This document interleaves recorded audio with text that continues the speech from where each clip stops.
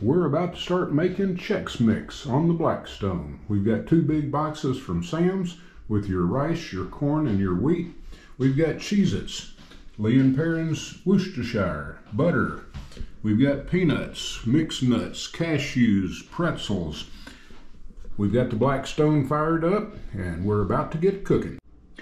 The butter, the Worcestershire sauce, seasoning salt, garlic powder, and onion powder are all in this bowl, or in this pan. It's going to go on the Blackstone as well.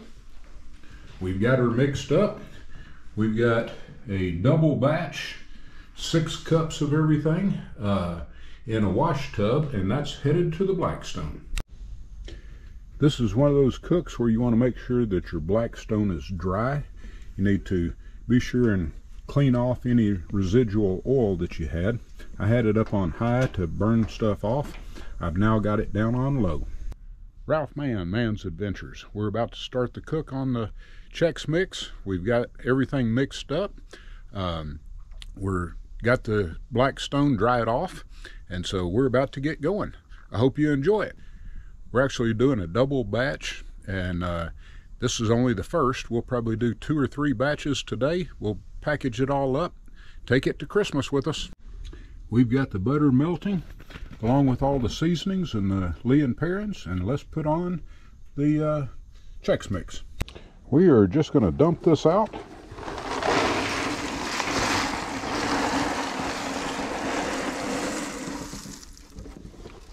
There's a pile of Chex Mix. Now what we want to do, I'm going to close my trap door back here at the back so it doesn't escape. We just want to spread this out all down on, well, you're not going to get all of it on the surface, but we are going to spread it out and let it toast up. And as we're doing this, we've got our butter and Worcestershire and seasonings over here in the back corner. Just kind of get that butter melted down. So as we're getting the Chex toasted up, that will melt, and then we will pour it over. This is a quick cook on the Blackstone versus cooking. We'll just give it a toss. You don't want to be too aggressive with it because you don't want to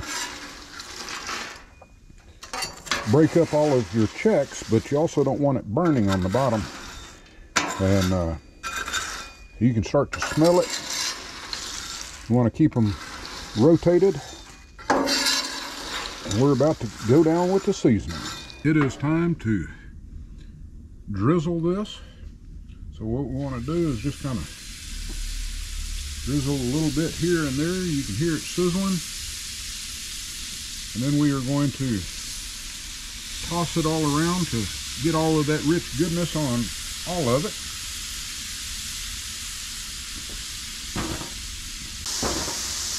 And then you can even sample it as you go so that you make sure that everything is seasoned good.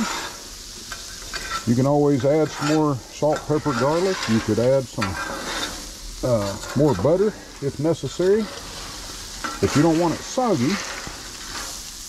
So you just want to mix these around,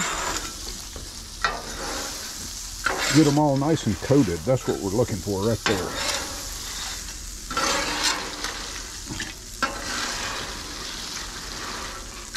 Oh yeah, these are looking good. I'm glad I've got that trap on the back door, on our grease trap, so it doesn't escape from it. It's also why you wanted a dry Blackstone when you got started, because you were going to add this and you didn't want the extra grease on it.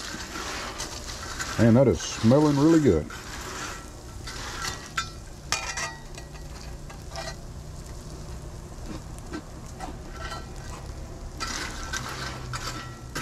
That's seasoned pretty nice. That is already done, so we are just going to start taking it off.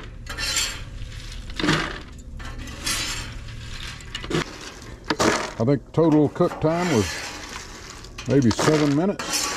Could have been 10. Ooh, and I had some of it that was getting burned on the bottom.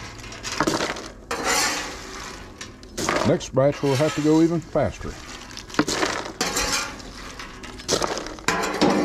but I like a little crunch.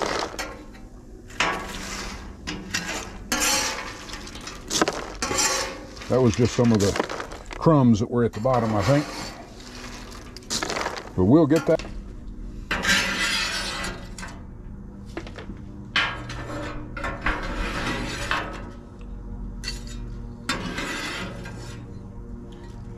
Now we'll get ready for round 2.